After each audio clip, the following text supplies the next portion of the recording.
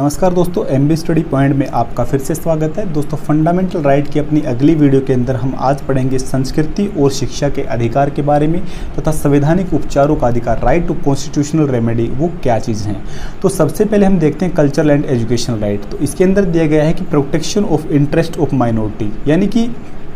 Cultural right की अगर हम बात करें तो आर्टिकल 29 के अंदर ऐसा प्रोविजन दिया गया है संविधान के अंदर कि चाहे कोई भी सिटीजन है, चाहे वो कंट्री किसी भी पार्ट में रहता है, किसी भी क्षेत्र में रहता है, उसको पूरा अधिकार कि वो किस कल्चर को अपनाना चाहता है और किसी कल्चर का अगर वो संरक्षण करना चाहता है, किसी कल्चर को अगर वो बना के रखना चाहता है, तो ये सब राइट जो हैं उस ग्रुप को, उस पर्टिकुलर आदमी को, उस सिटीजन्स को दिए गए हैं।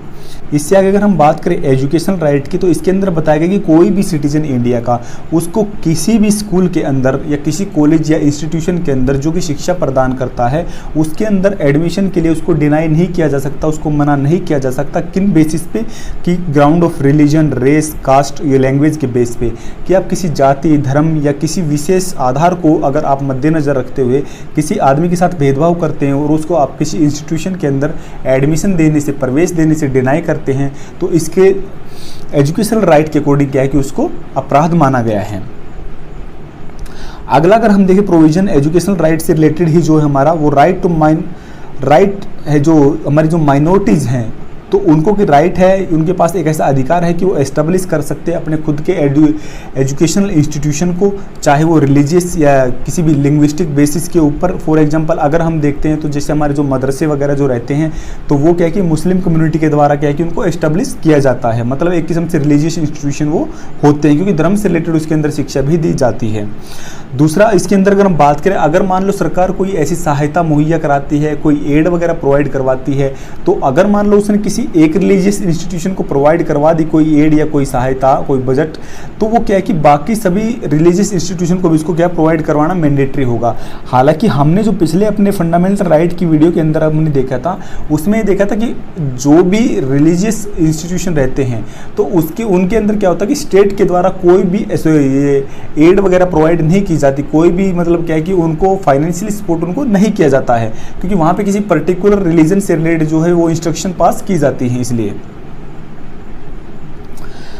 अगला हम बात करें राइट टू एजुकेशन के अंदर, मतलब जो हमारा एजुकेशनल राइट है उसके अंदर तो क्या है कि सभी को ये अपना अधिकार है कि उनको जो है कंपलसरी प्राइमरी जो एलिमेंट्री एजुकेशन जो उनको मिलनी चाहिए, और दूसरी जो हमारी सेकेंडरी और सीनियर सेकेंडरी या हायर एजुकेशन है वो क्या है उनकी एक्सेसिबल होनी चाहिए। मतलब क्या है कि अगर वो एलिजिबल है और उनके पास अगर फाइनेंशियल सपोर्ट है तो वो अगर किसी कॉलेज के अंदर एडमिशन लेते तो वहाँ का जो क्राइटेरिया है वो ऐसे किसी जाति धर्म से रिलेटेड कोई भेदभाव पे नहीं होना चाहिए। उनका क्राइटेरिया कोई और हो सकता है, जैसे कोई परसेंटेज क्राइटेरिया है वो हम मान सकते हैं, या कोई और आप क्राइटेरिया रखते, कोई एंट्रेंस एग्जाम वगैरह रखते हैं आप तो हम मान सकते हैं। लेकिन आप किसी जाति धर्म या किसी रिलेटेड कोई अगर आप कुछ क्राइटेरिया रखते हैं हायर एजुकेशन के अंदर, तो वो क्या है कि इसके अंदर अपराध माना गया है।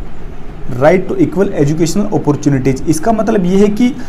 आपको एजुकेशनल अपॉर्चुनिटीज़ जो हैं वो प्रोवाइड करवानी है। उसके लिए आप क्या है कि किसी भी एक पर्टिकुलर ग्रुप का फेवर करके दूसरे के साथ भेदभाव नहीं कर सकते हैं, सबको आपको इक्वल अपॉर्चुनिटी जो है एक्सेस करवानी पड़ेगी।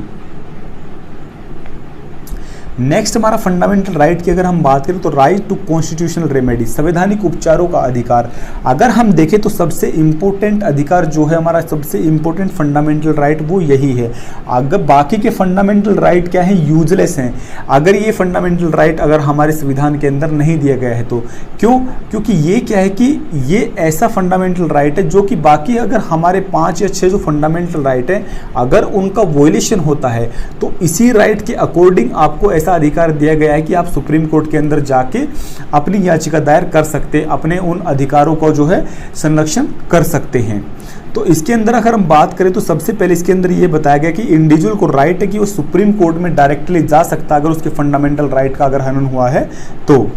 दूसरा क्या है कि सुप्रीम कोर्ट को ऐसी पावर दी गई है ऐसी डायरेक्शन पास करने की, ऐसी ऑर्डर पास करने की या रिट लगाने की। रिट होता मतलब एक किस्म की अथॉरिटी देना, कि मतलब ये जैसे सुप्रीम कोर्ट किसी निचली कोर्ट को अथॉरिटी दे देती है, या मान ले किसी दूसरे को क्या है कि अपना एक ऑर्डर